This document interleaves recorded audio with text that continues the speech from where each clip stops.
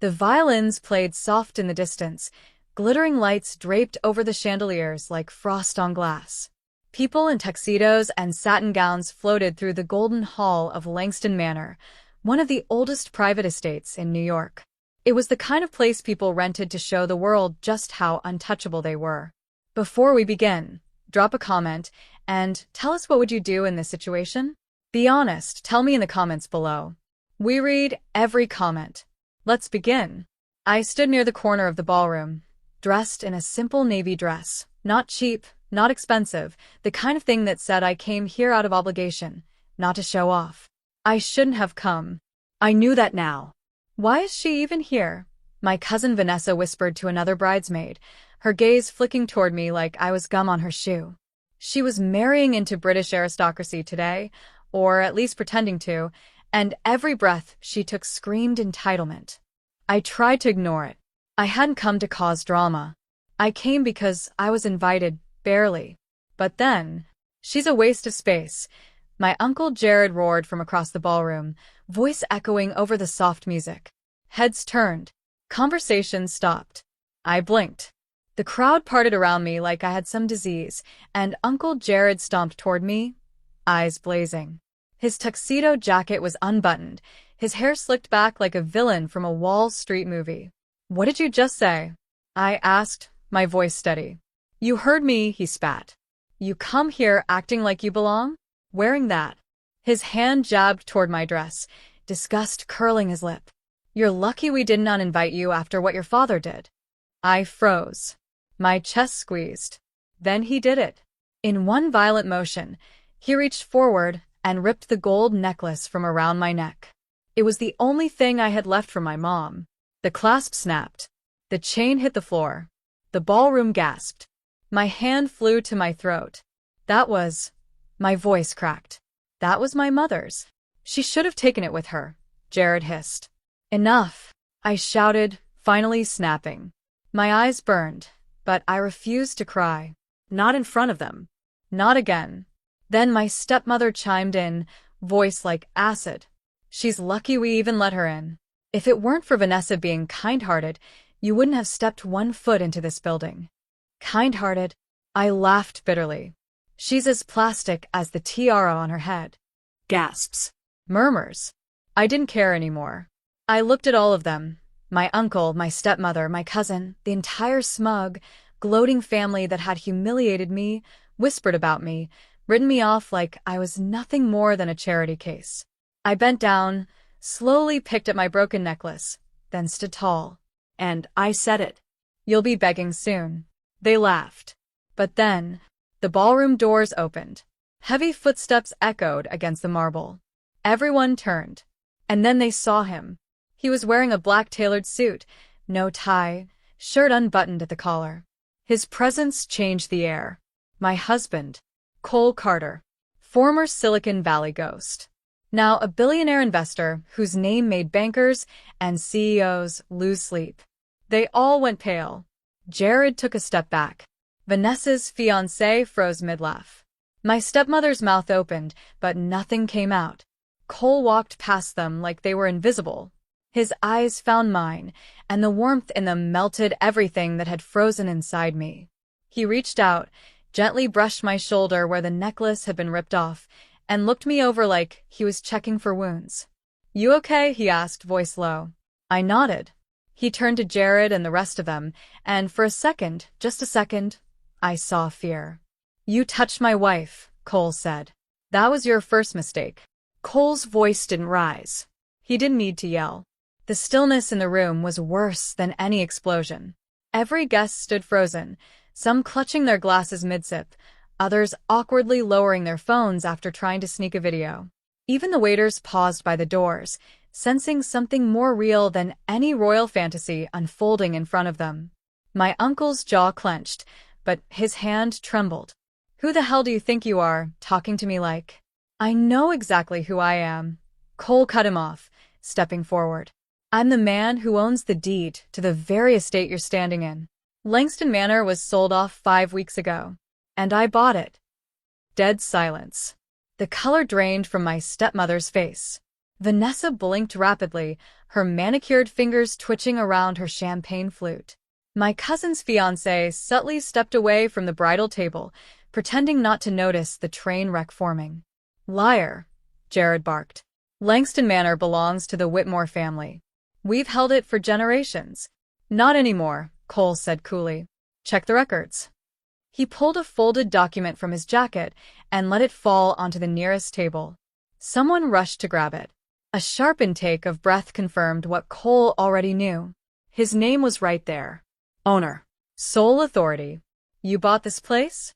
I whispered, stunned. Cole looked at me and shrugged, almost sheepishly. I knew they invited you just to humiliate you. I figured we'd give them something to remember. And I wasn't supposed to find out until when? I asked, tears suddenly springing up, not from pain, but from the sheer whiplash of everything. After dessert, he smirked. Jared lunged forward, but a security guard, one of Cole's personal staff, appeared out of nowhere and blocked him. Don't. Cole didn't even look at him. He turned to the crowd instead. Everyone who laughed, who watched her get humiliated, you're all complicit. You think wealth makes you untouchable. But you've forgotten the most important currency in this world, character. His voice dropped. My wife has more of it in her little finger than the lot of you combined. I couldn't move. Couldn't breathe. I just watched. Cole took my broken necklace from my palm, the one Jared had ripped off. He held it delicately like it was gold-plated glass, then looked around the ballroom. Anyone here want to apologize to her? Nobody spoke. He nodded. Didn't think so. Vanessa's father, a banking tycoon, finally stepped forward, a smug smile creeping back onto his face. Listen, Mr. Carter, we didn't mean offense. We were just arrogant. Cole offered. Entitled? Vicious? Take your pick. Business is business, the man replied stiffly. Cole narrowed his eyes. Good. Then here's some business. You and your firm? Blacklisted. As of tonight, every VC firm I have influence in, and that's most of Silicon Alley and Wall Street, will no longer take your calls. The man's face fell. My wife came here in good faith, Cole continued. She dressed with grace, stood with humility, and endured your cruelty without ever stooping to your level. Then Cole turned to me. But she doesn't need to be silent anymore. I blinked. What are you saying? He reached into his jacket again and pulled out a small velvet box. Say the word, he said softly, and I'll make them watch you shine like the star they tried to bury. I opened the box. A new necklace. Emerald-cut diamond center. Platinum chain. Radiant. Pure. Worth more than this entire wedding. I looked up at the crowd, who were still frozen in disbelief. And I smiled. I didn't need to say anything. Not right away. I let the silence sink in. Let them feel it. Let them all choke on the same silence they gave me every time I walked into a room, pretending I was invisible. The same silence they weaponized when they whispered behind my back, wondering why a girl like me was even born into this family. But now? Now the room that once mocked me whispered my name. Is that Cole Carter's wife? She's wearing a diamond worth more than the venue. She warned them she said they'd be begging. I turned slightly and looked at Vanessa. Her wedding gown, custom-made, hand-embroidered, flown in from Paris, suddenly looked less royal and more desperate. Her eyes flicked between Cole and me. She wasn't smiling anymore. Vanessa, I said gently, you once told me you'd marry a prince, and I'd die alone with my books and my boring mind. I stepped forward. But here I am. And there you are, married to a man who had to borrow a title from another country just to look impressive. The silence cut deep. And me, I said with a little smile. I married a man who didn't need a title because he built his own kingdom. Jared's voice cracked as he pointed a shaking finger. This is a wedding. You've ruined it. You think your husband's money gives you power over us. No, I said calmly. But my dignity does. Something you never had. My stepmother finally stepped forward, her lips twisted with a fake, trembling smile. Sweetheart, we were just emotional. This is Vanessa's big day. We may have gotten carried away. You stood there, I interrupted, while your husband ripped a memory of my mother from my neck. You said I was lucky to even be let in. You watched and smiled. She froze. I have nothing left to say to you, I finished. You lost the right to call me family years ago. I just didn't realize how deep the rot went until tonight. Cole gently slipped the new necklace around my neck, clasping it with a kind of reverence men save for sacred things.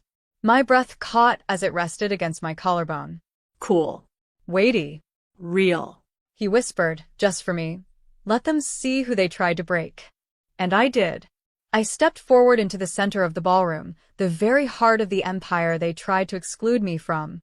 And I didn't just walk. I claimed it. 1 step. 2. Then I turned, faced the crowd, and lifted a single hand. Cole nodded to the band. The violins shifted. The song changed. Not to Vanessa's pick, no.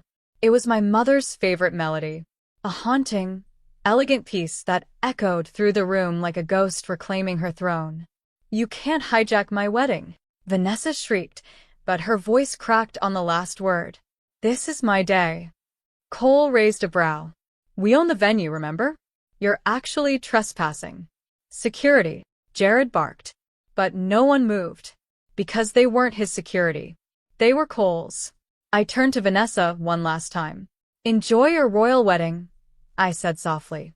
Just know, the only crowns in this room are the ones you tried to steal. Vanessa's jaw clenched so hard, I thought she might break a tooth. You're pathetic, she hissed. You think walking in here with some billionaire makes you better than us? Makes you royalty now. I didn't answer her.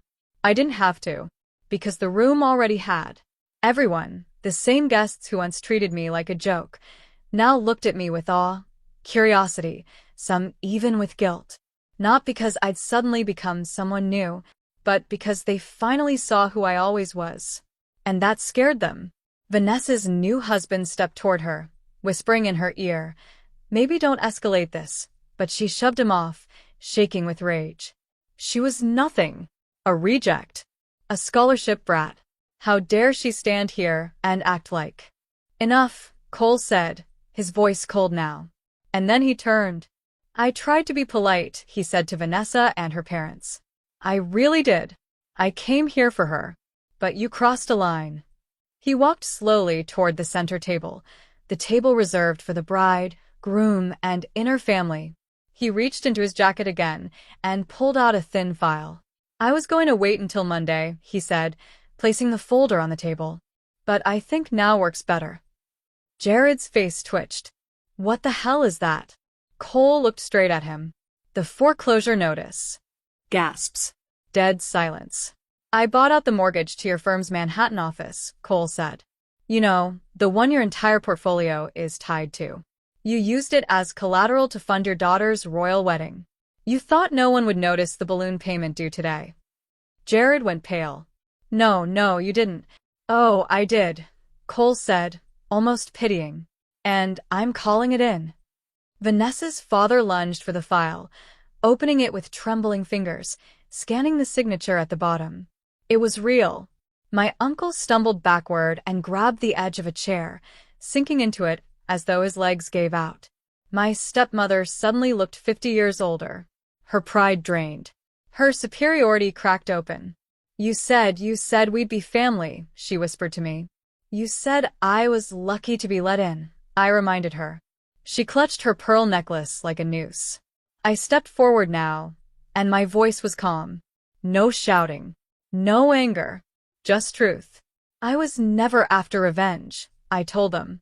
I didn't even know Cole was planning this. But tonight? This humiliation you feel? That sinking in your chest? That powerlessness?